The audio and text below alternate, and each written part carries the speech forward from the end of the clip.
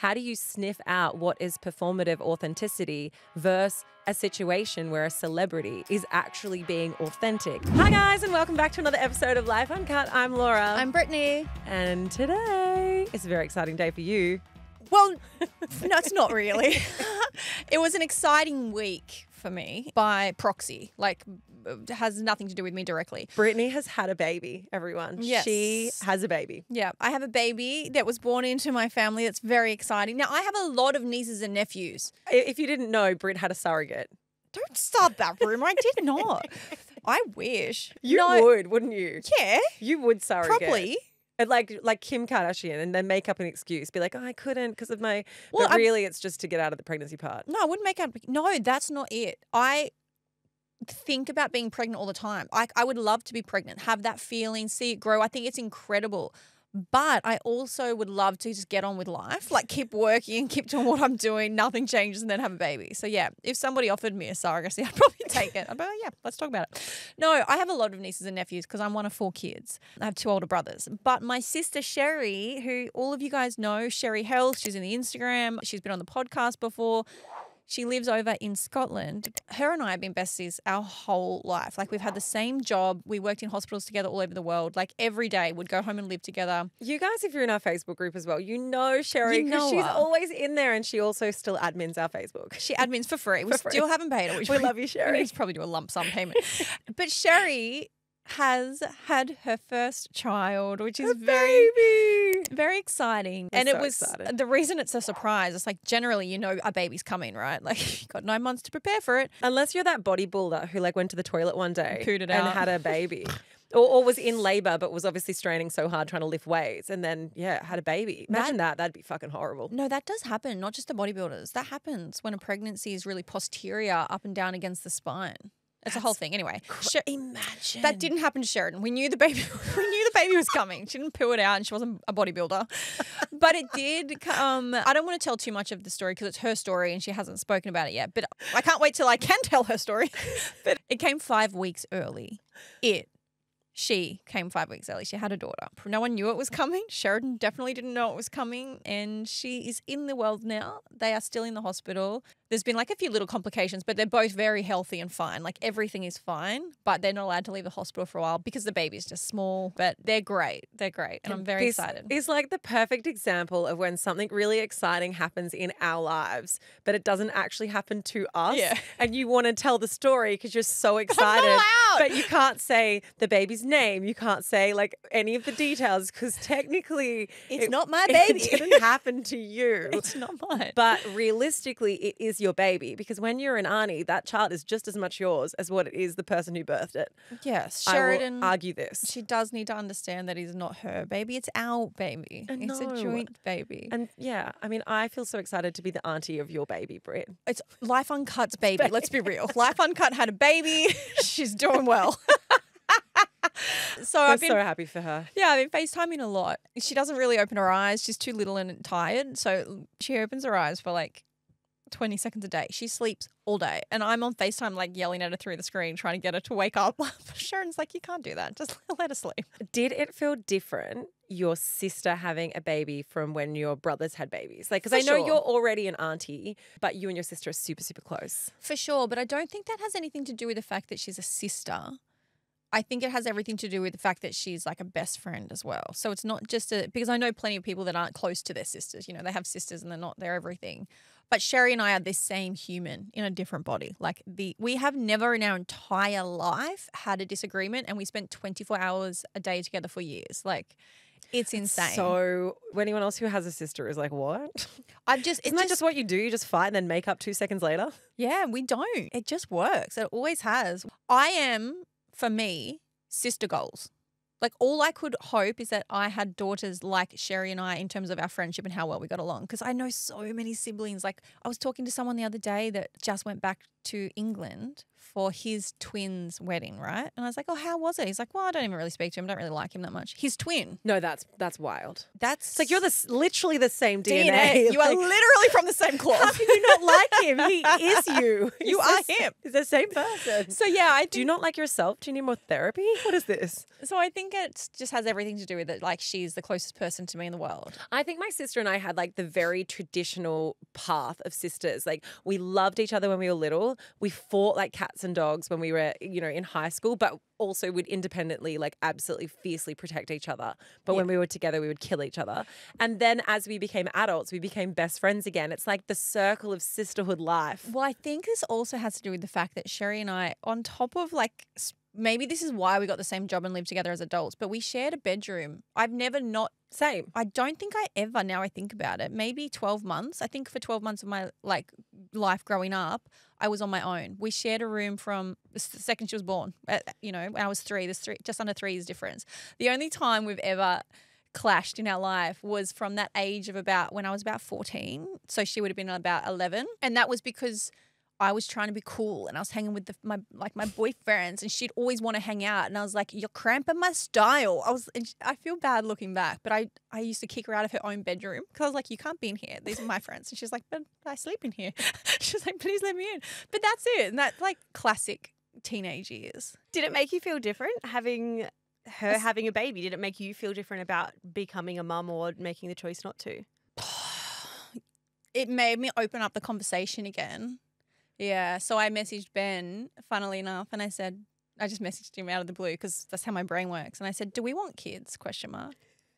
And he's so funny. He goes, what's on your mind, baby? He's like, I was well, like, we did go through that kids. process of freezing embryos. So like, I thought we'd discuss this, but now how do you feel about it? Well, that's the difference, right? Freezing embryos and eggs, a lot of people don't do it because they want them. They do it because they don't know, and it's a security blanket of sorts. So, and that was a big part of me. I was pretty sure I wanted them, but I wasn't 100%, which is why I didn't implant them at the time. But it is a question I battle with constantly, and it's probably something we need to talk about more in here because you guys know I lose sleep over this. Well, I think for anyone who's like a lifer and listens to every episode, this probably would feel confusing because the last time we spoke, you were like, I now feel sure that I want to have kids. So I said that off the back of my experience in the jungle in South Africa. So I'd been in there for a month and I had everything stripped from me. I didn't speak to anyone. I had a lot of time to think, and everyone in there was a mum or a dad, and everyone spoke about their kids because they missed them so much, and everything was so beautiful and positive. And I was like, oh, I want this like wholesome love. And then I came out and I was around kids again. I was like, fuck. My pendulum for kids, it changes. Doesn't stop swinging. It's like in the wind. It depends on the day. Even on the weekend, we had Matt's book launch and there was a fuckload of kids around. And Brittany looked at me and she was like, maybe I just want to be the fun auntie. Maybe Keeshia did too. Keeshia said that too. I didn't say that. I said I was overstimulated and I still feel that way. There was a lot going on. Lots to look at. There is no judgment. I don't say this with any judgment. I also look at people who don't have children and I go, well, it's a different life choice in another life. But I love my children and I'm so happy I'm a mum. Because I will have a third just to fuck shit up. I was walking around that party, the kids' party. Obviously, all the parents were there. The kids didn't just drop them off. I was walking around and talking to everyone, catching up, and there was not one parent that I said hello to, how are things going, that did not start that conversation with, oh my God, please take my child. I cannot stress enough. Like, they all love them, but everyone was like, it's a mental day. Like, there's a lot going on. And I think that's what happened. It's like over the course of a couple of hours, I was like, fuck. I was like, this is insane. Everyone wants me to take their children home. It's like, everyone's like, take my child. So it's like, it's definitely something that's been on my mind. But yeah, I messaged Ben and I was like, baby, do we want kids? He's like, what's on your mind? Talk to me. And I was like, that's on my mind. Do we want kids? And he's like, how do you feel? I'm like, answer my question. I was like, I want you to answer me. And he didn't. He did, but he gave the most beautiful diplomatic answer. That gets you nowhere. You're like, just say yes or no and then we can move forward with this. It's the answer that every woman wants, which is like, I want you and whatever makes you happy. You'll be a beautiful mum and I know I'll love being a dad, but if it doesn't happen for us, that's okay. It's not meant for us. And I was like, baby, fuck it. It's a yes or no. Tick the box. I'm like, tick a box. Anyway, that's another episode that we need to deep dive into. No, I mean, we have been speaking about it so much recently in our own, between us personally. Like I said, I think for some people, that would feel like the pendulum was swinging. And I think it's such a relatable conversation because for a lot of people, they have this certainty around, yes, I want to have kids. It's like not even a question. They've felt it since they were young. And then for other people, it's a decision that gets made based on biology and timing because it's like the clock is running out and I have to make a decision now. And I know that for you, it hasn't been just like one thing that feels certain. It's like if you ask you on any given day, the decision changes and the confusion and the uncertainty around it is what is hard. There is a part of me, to answer your question, Keeshia, that you asked 20 minutes ago, there is a part of me that, yes, when my sister had the baby, I was like, oh, if I'm going to do it, I should do it now because they can be close in age and grow up together because eventually Sheri and I will live close to each other and I'd love them to be friends. So there is this little part of me that's like, get cracking so that, you know, they can grow up together. But then that's not reason enough to do it. So, yeah, and I remember when my sister had her first baby, Archer, that for me, I had always kind of been like, I don't know whether I want kids or don't want kids. And her having Archer, it became like... It was like someone turned the lights on. I knew that that's exactly what I wanted. I didn't know I would have that much maternal feel for someone as what I had for him. So for me, it was a massive shift. I wonder whether you'll feel differently. You know that moment where you hold a family member's baby or you hold someone that you're really, really close to? Because that for me, it's not really a question of if. It's more a question of like when. Because I don't know if you're meant to feel like now is a good time. I just don't know if that will ever come because life is stressful. But there's definitely moments where I hold kids that I either related to me or I have it with yours, Laura, like kids that I really deeply love.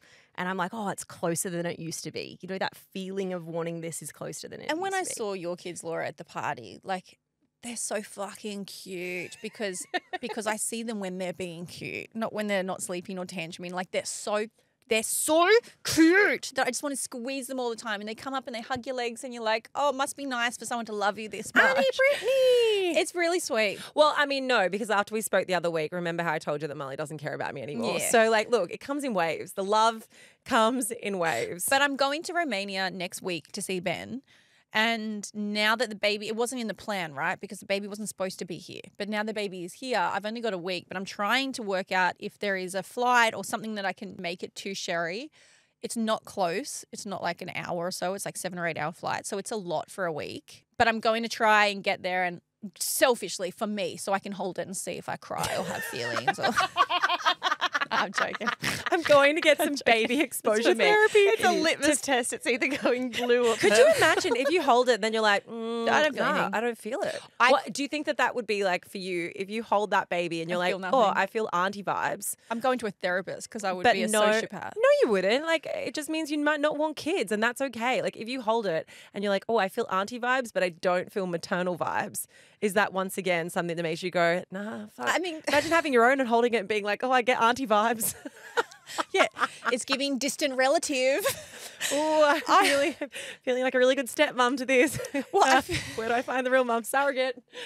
I feel like, yes, I think it will be indicative. But I cried the second she called me. When second I laid eyes on her, I was bawling. So I know that I'm going to feel something. But also that was a shock. I was taken by surprise. I didn't expect it to be there. But no, I'm definitely going. Sheri listens to this. I'm going to see my sister Sheri because I love her. But I'm also going to learn if I want to be a mum. I like that you had to have that disclaimer. Sheri, we love you and we're really, really happy for you. Okay, well, look, something I wanted to quickly update you on, and this is a conversation we've had a couple of times on the podcast before. It's actually a question that has come in for Ask Uncut. It's around tattoos and how we feel when our partners, or if your partner was to get a tattoo without checking with you first. I, luckily, at the time when we did this Ask Uncut question, had the opinion of it's your body and you have every right to do whatever you want to it with your own body autonomy. I think it should be run by the partner, at least run by. You don't have to check with your significant other if they like or care about the tattoo that you're getting. You may want to do that because it might be important to you, their input or their feedback. You might care if they find you arousing, whatever. Clearly, my husband doesn't care because we were in Melbourne for one night only. We left for one day. Britt and I had a work thing that we had to go to. We were away for Thursday night of last week. And Friday morning, I get a text message and it's just a picture of what looks like a poorly formed kangaroo with a turtle backpack on. And I was like, what the fuck is that? And it was just a picture. And then I realized it was a stencil outline. And then I looked in the background and I could see the remnants of a chair. And I messaged Matt and I was like, are you seriously getting that right now? I thought he was getting this. It's supposed to be a running turtle because he lost a bet. I thought he was getting it on his ass. He got it on his ankle. And it is no joke. It is like the size of a coffee cup. It is so big. Like, what do I do? In his defense, What is the defense? it does look like a turtle at least. No, I think it looks like a kangaroo that's wearing a backpack. The thing is, it escalated quickly, right? Like Without a tail. It was in live time. So Laura was like, oh my fucking God, he's getting this right now. But then it was like, okay, it's fine. It's on his ass cheek. No one's going to see it except me. And then all of a sudden you had this realization that in fact everyone can see it. It is on his leg. It's on his, behind his ankle, on his calf, which is just, that's so fucking stupid. I think it shows he has integrity. Why? He said he'd get the tattoo if he lost the bet, and he lost the bet, so he's getting the tattoo. Is it bigger than I anticipated it being? Absolutely. Some might call it integrity and others might call it stupidity that as a 38-year-old man, he's making bets about body tattoos if he loses a marathon. Like that was the bet.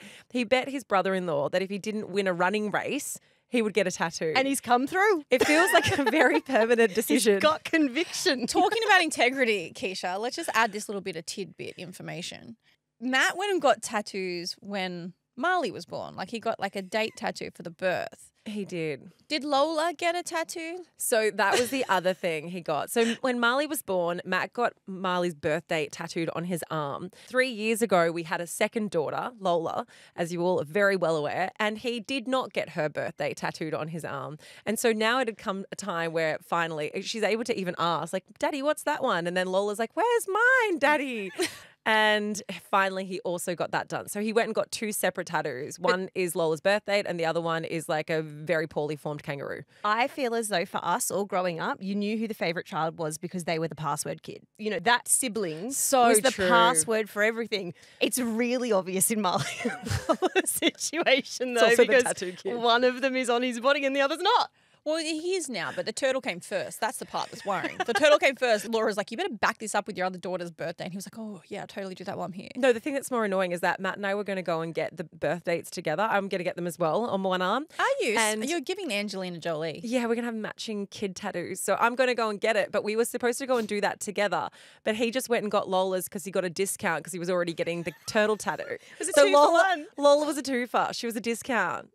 Poor Lola. I feel like that happens though. Every kid down the line, like I can see this because I'm 3 out of 4. Every kid gets that little bit forgotten. Like we've had that discussion about how my poor sister Sheri didn't have any photos as a kid because she was number 4. I don't know. I disagree. I think if you have 3, it's the middle. As we say, you know, it's middle child syndrome. It's the middle one that gets forgotten. Because when you talk about password kids, Keish, I remember growing up, it was my sister or it was my brother. Ooh. I was never the password kid. Ouch. I don't think my mum has ever had a password with my name in it, ever. Hopefully she doesn't still have the same passwords or people who know how to figure it out. Oh yeah, you better, before this comes out, you better tell them to change your password. Something we wanted to talk about on the episode. Now, you guys would all be familiar with Armie Hammer, who in 2021 underwent a very public cancellation. Now, this was off the back of 3 separate women coming forward and accusing him of really grotesque sexual assault allegations. There was a rape allegation in there as well, but also the part of this conversation that the media really clung onto and went rife with was him being a cannibal. Now, the reason why he's come back into the sphere of conversation is because recently he did a long-form interview on Piers Morgan. It goes for like an hour and 15 minutes if you want to watch that.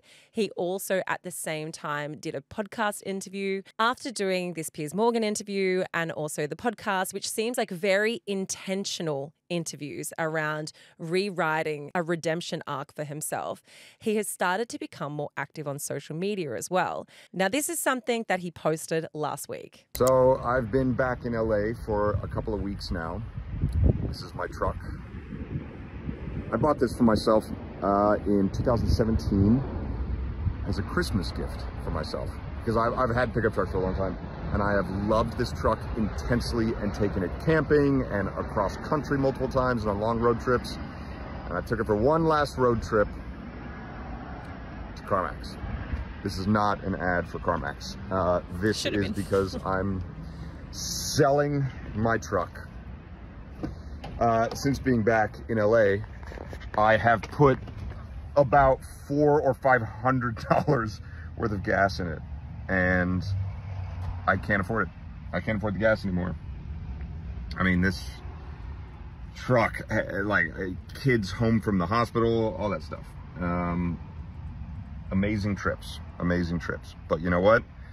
That's okay. I got a new car. It's tiny. It's a hybrid. I'm probably going to put about $10 of gas in it a month, and this is it.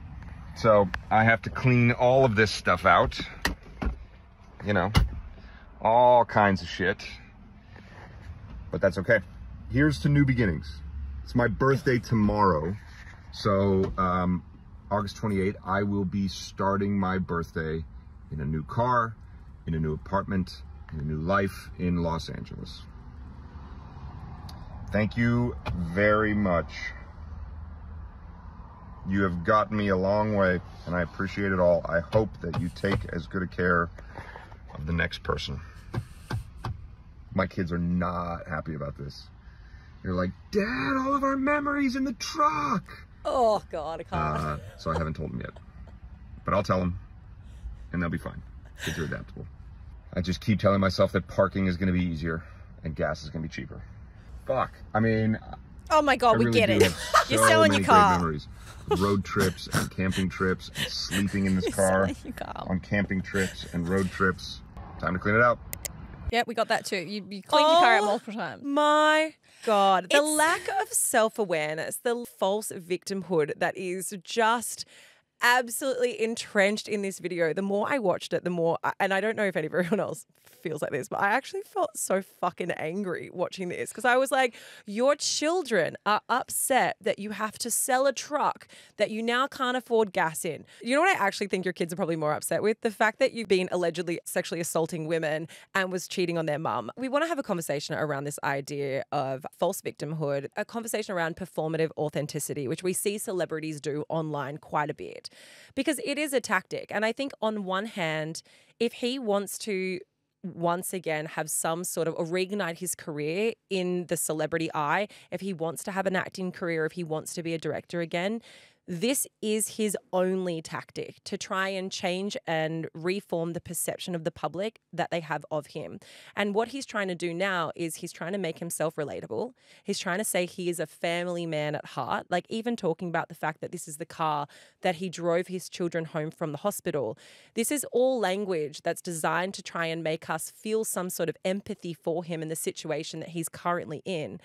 But the issue is that he's been very clever with how he's done these two big media interviews. And the reason why I say I think this is all him trying to allow himself to get a job back in the media industry is because he's said that he has written a screenwrite, which is loosely based around his own experience and his life. And he wants to get back into doing that. So for me, this whole thing just reeks of like, everybody, I've been really hard done by, and now it's my turn to tell my version of the story. There's a part of me that gives him the benefit of the doubt that he's not smart enough to curate this as a PR stunt. There's a part of me that just thinks you were just that disconnected from reality and you have no social awareness, that you were just doing a vlog. You were just like, I'm just going to talk about something, my everyday life. This is what's happening. So there's a part of me that's like, okay, do I give him slightly the benefit of the doubt and just think he's a twat that doesn't know how to connect to his audience?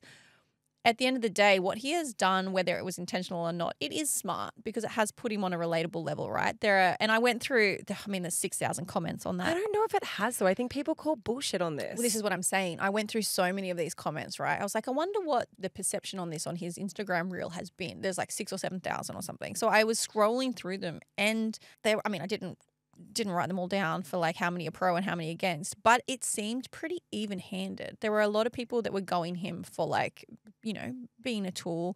Stop trying to be relatable. We don't feel sorry for you. You shouldn't be making a comeback. There are just as many people saying, well, we can't wait to see you on our screens again. We love you. Like, it was pretty even-handed from what I saw. I think it's important for anyone who isn't, I mean, I know a lot of people are across the Armie Hammer situation and what unfolded. He was never convicted of the allegations of rape. However, a lot of the text messages of his violent tendencies or of his violent fetishes were released publicly. For me, there is a bit of a tricky one here because on one hand, we've spoken quite fiercely around defending this idea of fetishes, you know, that people can be into all kinds of kinks and that doesn't necessarily mean that those fantasies translate into real life, nor does it make them a bad person. People have non-consensual fantasies and they can stay as exactly that, fantasies.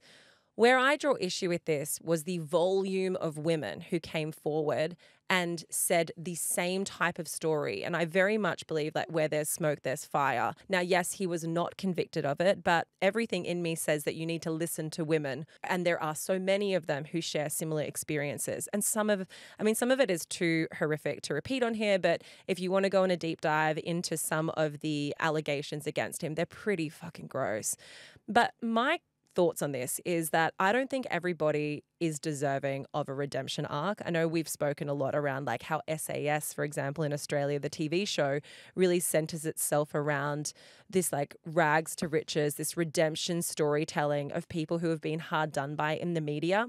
But I also think that being a celebrity, being an actor, having all of the accolades that come with that, the fame, the money, that is a privilege. It is an entitlement that not everyone is entitled to have.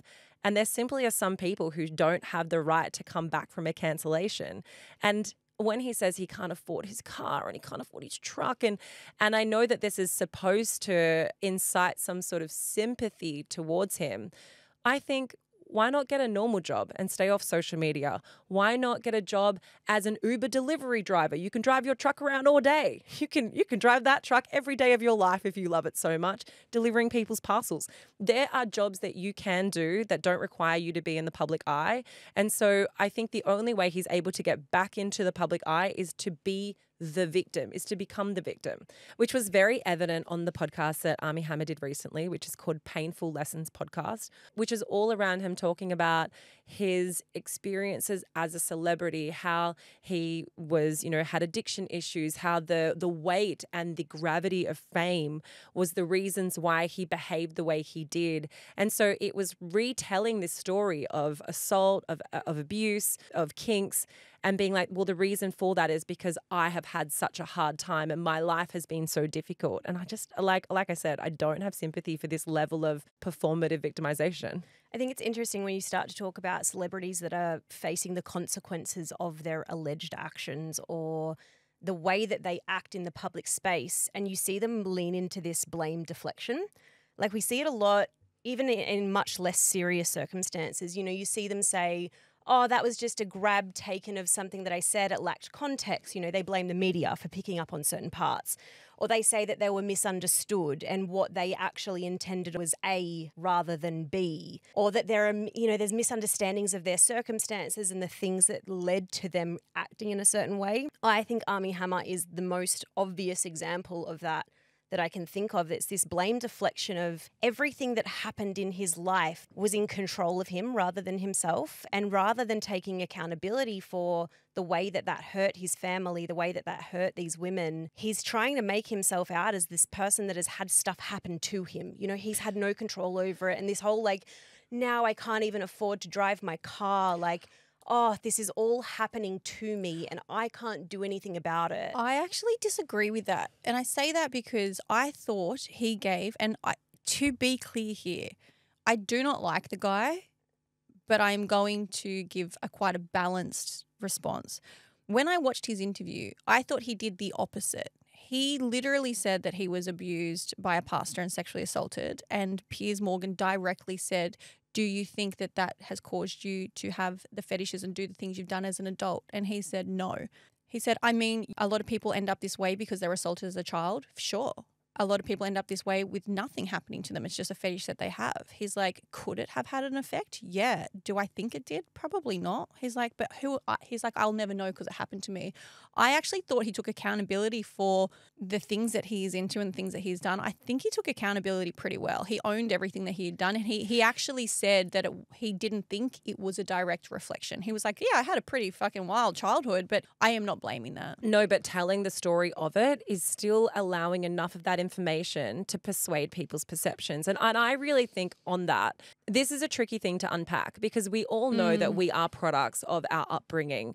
But being the product of abuse in your childhood does not give you the right or does not give you a free pass to be a perpetrator in your adult life. Like those things do not correlate. But I also think it's really important. It's not the kinks and the fantasies that he has are not the things that I think he should have to be accountable for. If they're consensual fantasies, play on. You're like, what consenting adults do behind closed doors is absolutely none of my business. That's not what I think he should be taking accountability for. But that's his argument. His argument is that his relationships were all surrounded on consensual non-consent. That is the argument. We can get into the layers of this because the problem is that the women who have come out have said that they were manipulated into the BDSM that they performed. They were emotionally and physically manipulated into something that they weren't comfortable with. The multitude of women who came forward is what makes me want to believe them over him. Yeah, where there's smoke, there's fire. Where there's smoke, there's fire. But something that you said earlier, Keeshia, which was around how the media might take one thing and that's how people who are celebrities who are in these positions, these like cancelable situations, defend themselves.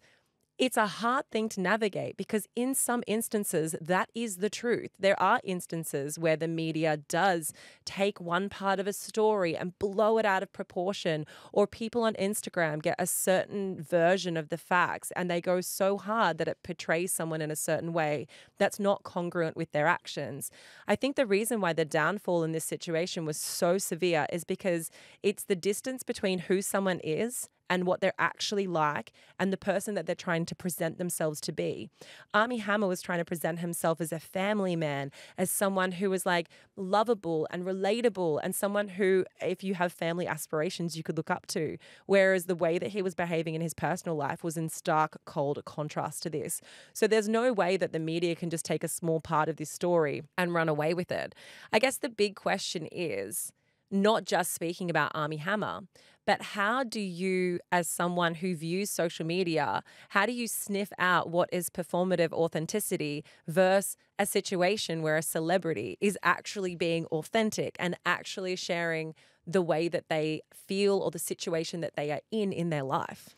I think it's very hard. And I think it's particularly hard when you're talking about actors because they are trained to manipulate your perception of something. That's what they do when they act. But I also think that as time goes on, I'm personally becoming more cynical of it, and I'm potentially even leaning too far into the side where when I see something that is vulnerable or that is, you know, deemed to be authentic on social media, my immediate thought is like, oh, what the fuck are you trying to gain here? Like You're trying to make yourself seem like every other Joe Blow. You're trying to make yourself seem like me. There's this balance, right? There's this seesaw of authentic conversation and talking about our vulnerabilities. And then there's the very real fact that people get engagement off of that and they grow from that and they also foster this deeper layer of connection. And I get that it's a seesaw because you have to have one. And I don't know if I can be critical of it because I guess we're in that business as well. Like we have very true conversations to connect with people and make 100%. Them feel less alone and make them feel as though they're not the only ones going through an experience. And we cut that up into little bits and we post it on social media in an effort to have people go, oh, I feel like that too. Like I'll listen to that episode, you know, maybe I'll get a bit more information about it. And as I see people like Armie Hammer create things that are meant to make me think that he's this wholesome family man that takes his kids on camping trips and that doesn't want to sell his car, like they're really relatable things for a lot of people in this country, not being able to afford things and not being able to spend the time with their kids that they want to. I'm like, you're literally the counter of why these conversations were created. Well, the reason why that is because it's the why. It's okay, why can't you afford your car? Oh, because of the way that you behaved in your personal life. These are the consequences of your actions. So it's like you're trying to relate to a group of people who can't afford gas and who don't get to see their children because they've been like, you know, separated from them, from family matters, whatever that looks like. But the reason for that is your own wrongdoing. I think the other thing with this whole social media conversation is like, how is it self-serving and what does that person get out of it? Because it doesn't matter who the celebrity, quote unquote, is. Anybody who has a public social following, and I say this about you and I, Britt, anything we post has a purpose. And it may not be as like well thought out. Like we're not sitting there like masterminds going, oh, what can I do today to try and get my audience to engage? But everything you do has some feedback loop. You're either doing it for validation, you're doing it to grow your community, you're doing it to have a two-way conversation with your community where they get to feedback in your life. Or just have a connection. But there's still a purpose, right? Doing it to share. But all of those things, when you are a public figure, all of them have a purpose. And that is to continue to maintain engagement or to give an impression of who you are and the life that you live. And I guess at the end of the day is that sometimes that's used for really neutral reasons. And sometimes it can be used for growth. It can be used for gain. It can be used for monetary purposes. And it also can be used for sympathy or for rewriting a narrative when you've done something that isn't okay. And I think that in his instance, it's far more pointed and it has an agenda. Yeah, but I think every human has an agenda. It just goes back to exactly what you just said. Everyone that makes any decision in life, especially public facing, especially with social media, there is an agenda, whether it's a wholesome agenda or a more malicious agenda, whatever it is. We see people all the time doing things for like performative authenticity. We see it all the time in Australian media. And at the end of the day, it is not up to us, and we will never know, to say if someone is actually going through something or not, if they're calling bullshit or not. Because we don't know. We're not that person. All you can do, and it's a very blurry line, but all you can do is use your common sense and good judgment to make that opinion. Do I think you have to go and cancel someone off the back of it? No. But I see some people do things and post things where I'm like dying inside watching it, because I'm like, why are you doing that right now if you're going through that in that moment? Like, but then again, I'm not that person and I'm not going through it. So I think you need to use your own common sense when you're watching someone and making your judgment on people. And obviously what I'm talking about now differs Extends hugely beyond Armie Hammer, that's for sure. Well, that's what I'm saying. It differs hugely when we're talking about somebody that had rape accusations and all the violent assaults and everything else to someone that's just in the media that we like to follow. Like, I'm just using this as a blanket statement to make your own educated decisions when you're watching this, because we cannot tell. There is no definitive answer when we're watching these things happen. No, but I mean, I think my feelings towards it have changed over the years.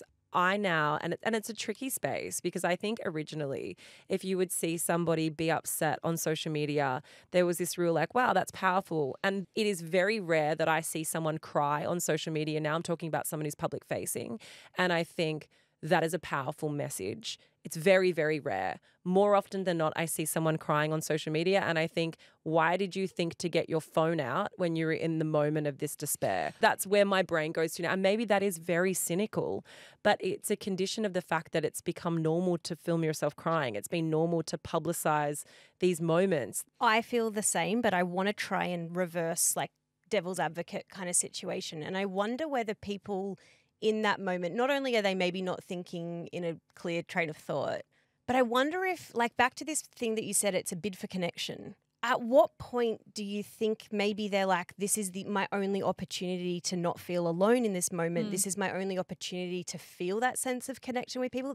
I very much lean into I see it and I roll my eyes. And now I'm actually thinking like, oh, that's probably a bit judgmental of me. Like, have a bit more empathy for people. Not Armie Hammer, but I'm happy to roll my eyes at him. But it depends on the situation. It does depend on the situation, but I feel as though because I'm becoming really sick of performative authenticity. I'm becoming really like sick from it. And I'm like, oh, this is exhausting. Like, stop trying to make this feigned connection with people. And I think that that's where I really sit on the seesaw of like, do I actually feel as though this person is trying to foster a sense of we're all feeling this way, but people don't necessarily speak about it? Or do I think that they're just trying to strike a chord with people because it will somehow benefit them? The situation is so vast that you might be watching somebody online crying because they're talking about how hard their fertility journey is. They're talking about that because A, they want to connect and communicate with their audience, and they know that their audience is probably on that journey with them. Totally. So there's a difference between then somebody getting in the car and crying because they lost their phone down a drain or something. Like, that's why I'm saying you just use your common sense. And I even say this, like, I cried last week on social media. It was brief. It wasn't planned. Yeah. I was talking to educate people on migraines. When I had my migraine, was telling people how I was feeling, why I was feeling, what it was doing to me. And because I was getting a lot of questions in my DMs about it and a lot of people giving me advice on what I should be doing when I had my migraine. So I wanted those DMs to stop coming in because I have tried a lot of things over the last 30 years of my migraines. So I said, hey guys, like, I know I want to tell you what I've done in the past, and I appreciate you telling me what to do right now, but I have tried it and I do know it. And then as I was talking, I started crying because when I was voicing the pain I was in, I could not stop the tears, and it was for a couple of seconds, and I buried my head under the blanket, and then I came back and I was like, sorry, I'm crying, but it makes me emotional. That happened so naturally and organically, was not planned. And I would hate for someone then to walk away and be like, oh my God, it's so performative. What a fucking wanker. But it would be different if I sat down and put the camera on, filmed myself and started crying when I didn't have a migraine to talk about how I'm going through so much because I get migraines. That's different. Don't get me wrong. Like, I don't want to come across sounding like I'm a heartless bitch, but I am cynical. You don't like puppies. So. I don't really like puppies very much.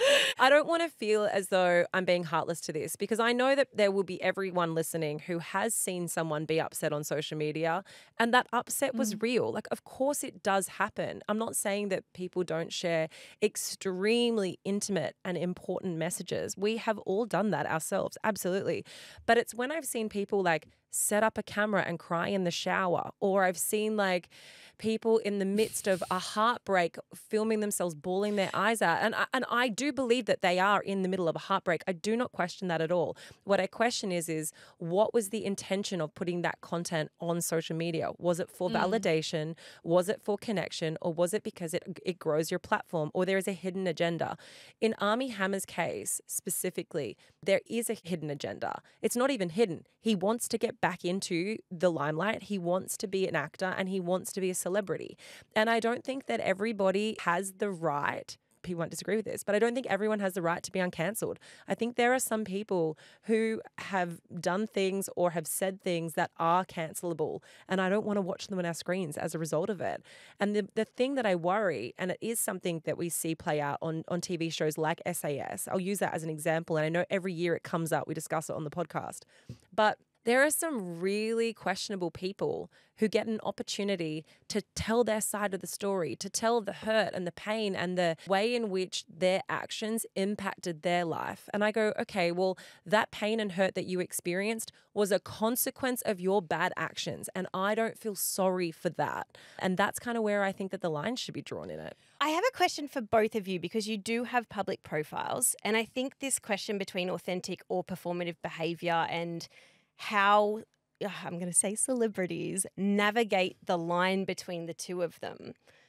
Do you think that they very deliberately lean into the hardship that they're experiencing in a way to kind of, I don't know if it creates that sense of the underdog, or like we hate a tall poppy, so we cut them down. And so they lean more heavily into the hard things, into the bad things, in a way to make themselves not appear as big or successful? Yeah, absolutely. The basis of human connection is relatability and connection. Like, it's what we want. We want to feel like we're part of a village. We want to feel like we have shared experiences with people. That's human nature. That's science. I didn't just say that. That's like psychology based. So we always want to have, especially when we're rooting for an underdog, they're us. They're the people's people. We want them to succeed. We want them to get success until they get it. And then they are no longer relatable, and they don't have the connection, and they have opportunities that other people might not have. And then whether it's a conscious or an unconscious bias, but we decide that we can't connect as much anymore, whether they're with tall poppy syndrome, there's a level of jealousy that somebody might not ever have that for their own life. And it's sometimes uncontrollable, the disdain you might develop, or the fact that you might say, well, I can't relate to them anymore, so I don't want to follow them, or I can't, like they're not going to do anything in their life that I'm going to do in my life. So there's no human connection anymore. I feel a little bit differently to you, Britt, on that. I think we do have tall poppy syndrome in Australia, but I think it comes from a sentiment that people hold where they think, well, now you've changed. Because you are no longer on my level, then you must have changed as a person. And the reason why, or the person I would use as an example of this, we had a really great conversation with Elodie Pullen and Chloe Fisher, who you guys, if you've listened to the podcast long enough, you would know we've interviewed both of them. Chloe is the partner, wife of Fisher, the DJ. She just had a baby recently after many, many years of fertility issues and so many devastating pregnancy losses. And Elodie is the partner of Chumpy, who died in a shallow water drowning. One thing that Chloe mentioned to us is around the backlash that they have received in some ways from their audiences as they have become happy. So when they started their podcast, Darling Shine, they were both in a place and a state in life where the thing that bonded everyone was a sense of immense trauma and grief. And that's what the conversation circulated around. And as they have come out of their grief, in some ways, I don't think you ever completely come out of grief at all, but people have said, oh, well, you're not as relatable anymore. And it's because a lot of people are still in their grief, or a lot of people are still in the thing that they may have connected to you in the first place. And so on one hand, even though they may be rooting for you, there's a sense of, oh, well, you've changed because you're not talking about the same things you used to talk about. But what you used to talk about was how sad you were. And that's really hard. That's a really hard thing to maintain for forever. People want to feel like they can relate to what someone is going through. And the second that you take that away completely, which is why we see people like the Kardashians, right? The most unrelatable people in the world. That's why we see them openly talking about having anxiety, openly talking about the struggles that they have with their kids or divorce or whatever. It's because they know that there's no other way that they can relate to their audience, but relatability is key. You cannot, you can't dispute that. And so that's why they talk so openly about the struggles that they're going through. It's why Kim started talking about her psoriasis. Her body is covered in psoriasis. It's really bad, but she's always covered it with makeup. It makes her relatable now. Oh, she's not as perfect. Oh, she has all the money in the world. $1 billion doesn't take it away from the fact that you have this skin condition. Yeah, but I think I'd actually rather her be unrelatable than fakely authentic. But it's not fake. She has psoriasis. But Why is that I'm not fake? going to feel sympathy for you. You've got the most amount of money in the world to help yourself with those conditions. And I feel like bridging the gap between the two of you, I think the thing is that it isn't fake. Of course it's not fake. These are real things that these people go through, and all the things that people talk about that are, I don't want to come back to Armie Hammer because I don't think he's relatable and do think he's fake. But in general, these are real experiences. Celebrities experience trauma. They experience hardship. They experience difficult times. But the things that they experience will never be as relatable because they have so many other privileges that come alongside it.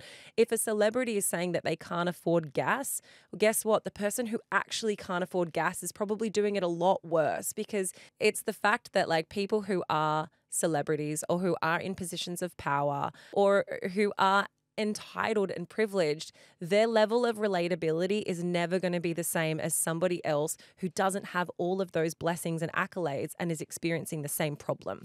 That's the thing. They're never on the same page. Yeah, of course not. And I don't think, going back to what you said, Keeshia, I don't think they do it for sympathy. When I use the Kim Kardashian psoriasis example, I don't think she does it for sympathy, but I do think she does it for relatability. And I think they're two different things. I don't think relatability has to be for empathy and people to feel sorry for her, but it does bring that celebrity down a level and say, oh, they still do have, subconsciously, you're like, oh, they still go through normal people things, but they have $1 billion. So I'm not fucking feeling sorry for you. So I think that they run side by side, not in alignment. Yeah, we don't like entitled people to be successful. That's the whole tall poppy thing. We want them to have some type of personal growth or some type of hardship. But I think this conversation, it all kind of links to each other, where I wonder, and I'm even questioning this in myself, what amount of rags to riches do I want? What amount of hardship do I want? What amount of exposing those vulnerabilities to me do I want to be satisfied with the fact it's not performative, it's for the right reasons? Do you know what I mean? Yes. And I don't actually know what the level is. And I think the thing is the more that you unpick and unpack celebrity lives, the more that you will see a pattern in this rags to riches storyline. So many celebrities that we idolize, or so many celebrities who have quote unquote made it, have almost like a hero storyline to them, like the Justin Biebers, the Ashton Kutchers.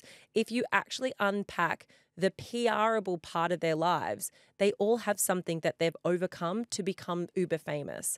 And that is because we don't like the fact that, people sometimes are just extremely successful. There's nepotism involved. I mean, in Armie Hammer's case, he's come from an $180 million fortune, but yet now we have to rewrite that there was so many other things that happened in his childhood that made him a victim. If you think about it, that's the reason Nepo Baby is having its moment, right? We don't like anyone that has been handed something on a platter when we have had to grind for it. 100. So this is why a lot of celebrities have had rags to riches, and that's incredible.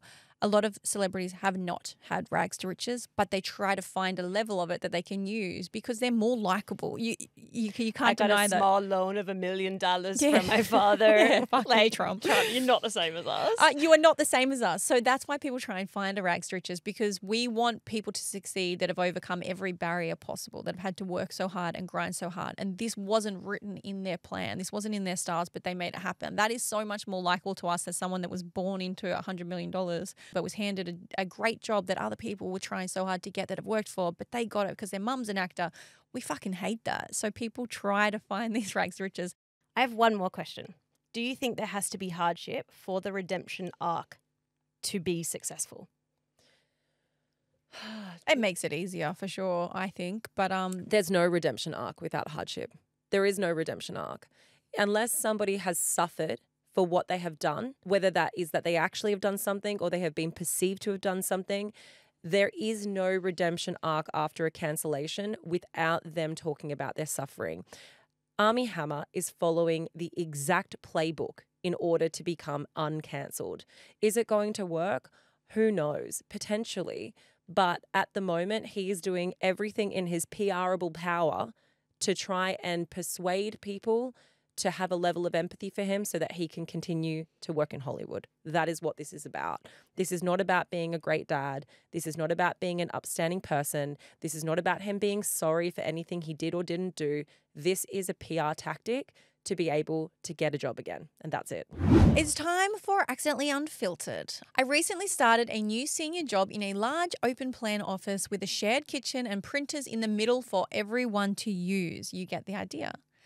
It's also my husband's and my 20th wedding anniversary coming up. I decided to surprise him with a kid-free weekend away, including a private hot spring spa retreat for some really good times, wanting to reignite the flame. So I took my personal laptop to work today, and during my lunch break, I gave him a gift voucher with a very suggestive image attached about exactly what we're going to do on our weekend together. I was printing this so I could put it in the card and surprise him. Fuck, so game printing that at work. Fun, cute, sexy. No. After I finished making it on my computer, I went to save it to print at home later that night. Except I forgot that my laptop connects to the work printers automatically. So when I clicked print to PDF, it actually printed to the printer in the middle of the entire office that everyone can see. No. Not a big deal, right? Sure, you can grab a normal piece of paper and hide it pretty quickly. Wrong, ladies. I'm an architect. You've seen those enormous poster-sized blueprints that architects carry around with them. That's what I printed my naked photos on. I ran over to the printer as quickly as possible, but I can't be sure no one saw it. It's like a fucking, you know how architects have those big prints that they have to roll out across the table? It's life size. It's like a life size sexy naked photo that you've printed. Surely the good thing is though those things take a long time to print. So you would think by the time you realize it's only like gotten a few lines, me, doesn't just come out. I don't know. She didn't give a time frame. What happens if she printed it and then didn't realize to the end of the day that her naked life size body was laying across the printer? Hey Sarah, I think you might have printed this. Sarah, I think this belongs to you. I think there's something on the printer for you. Hey Sarah, nice landing strip. Hey Sarah, you're on the printer. That's fun. It's so fun. This is like a very rogue story, but I'll tell you anyway. I'll never forget when I was working pharmaceutical like a million years ago. At the time, I was in my early 20s and I was doing like a little bit of, this sounds so like lame saying nude that loud. printing? No. Like I was doing a bit of modelling on the side, right? Naked modelling? Not naked modelling, but I also was like a life model at uni. So like I'd sit Naked and draw. and people would paint me. How have you never brought this up in 5 years? I've told you this before. No bullshit. absolutely You maybe not, haven't. but you. You have never. This is like fucking the armpit all over again. You have never. Laura, every once every 2 years, Laura like throws something into conversation like I that. lived a life. You I would never told only- us you were a naked life model. I only did it a couple of times. I think I might have done it twice, maybe 3 times. What was your Um, friend was an artist that needed No, the- I was the artist. No, my point is what I was What the guy artist. did you? Who do I think I am? What guy did you morph yourself into being the type of person who would do a nude drawing? Surprisingly enough, Keeshia makes this joke because I like to call myself a relationship chameleon. So I'll become whatever you want me to be. At the time, this was just me being me. I wasn't actually dating anyone. Well, I was, but he lived far away, so it was not him. What was your go-to position for like the drawing? It's not sexy. Okay, so I went to Wollongong University. I did fine arts at Wollongong Uni. So life drawing was like a big part of my uni degree. I would never do life drawing classes at Wollongong Uni, but I went and did 2 at TAFE. So there was a life drawing class at TAFE. We would always have people come and do our life drawing classes and you got paid for them. I don't even think I told any of my friends at uni at the time because I was like, fucking embarrassing. What you are saying right now is there are multiple nude drawings of you. They weren't, and none of them were. were good. I never remember looking at a single one thinking, fuck, that person's going to make it as Picasso. But maybe it was like Picasso. Maybe that's a reflection of you. No, so it's not sexy. You're not there with your legs spread or anything. You're just sitting on a chair. So they're just drawing like the naked form. So it's not. I would love to see that picture. Anyway, so this is like a whole other avenue. So I had all of these other, fucking.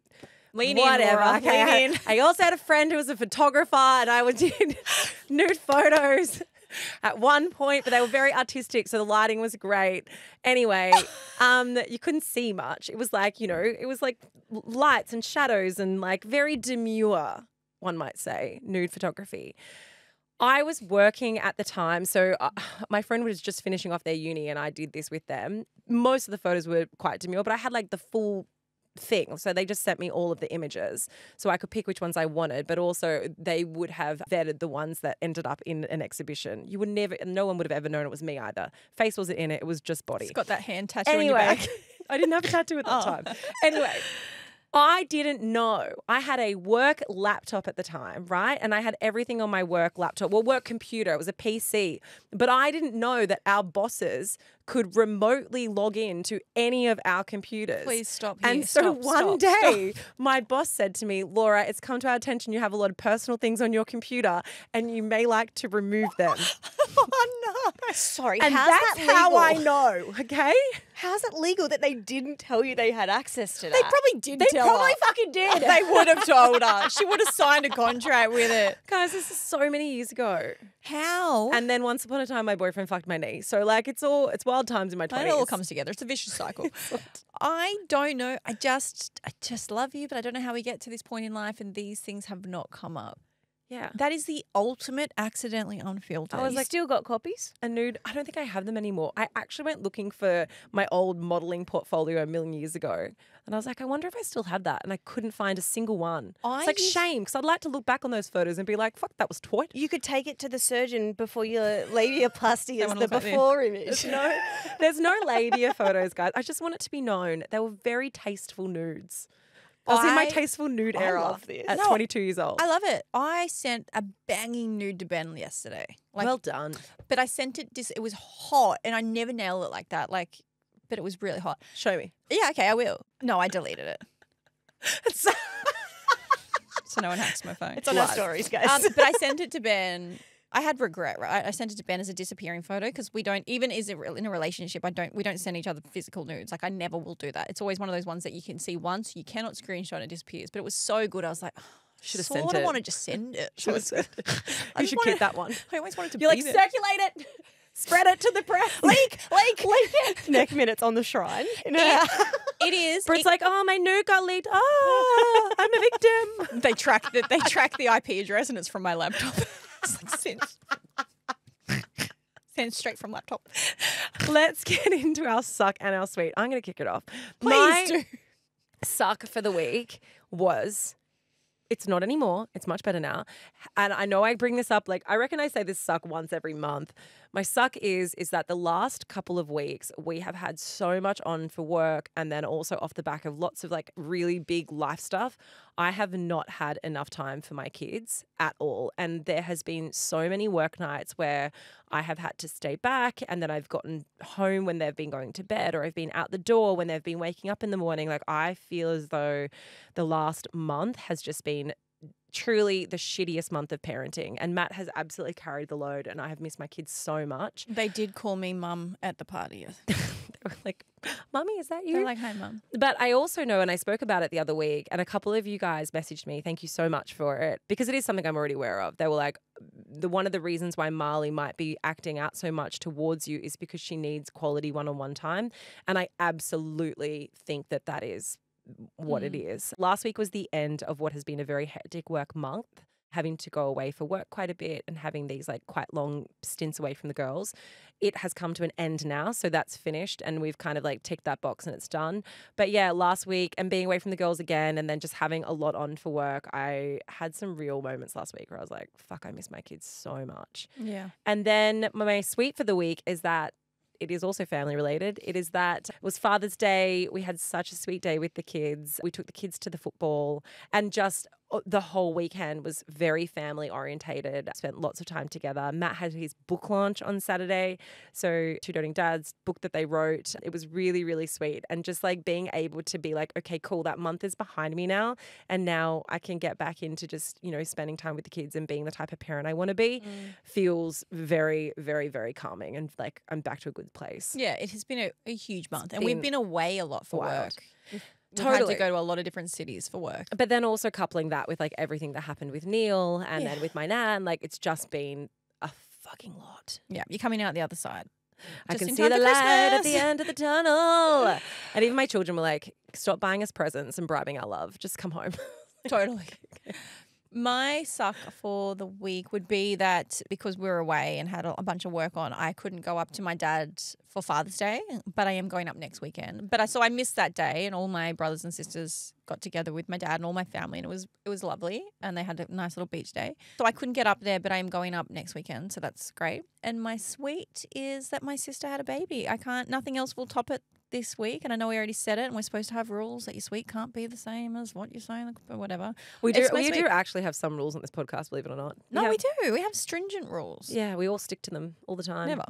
But yeah, Sheri had the baby, so I can't wait until she gives me permission to share it like it's my own baby, and we'll talk to you more about it. And you know the drill. Tell your mum, tell your dad, tell your dog, tell your friends, and share the love because We love love!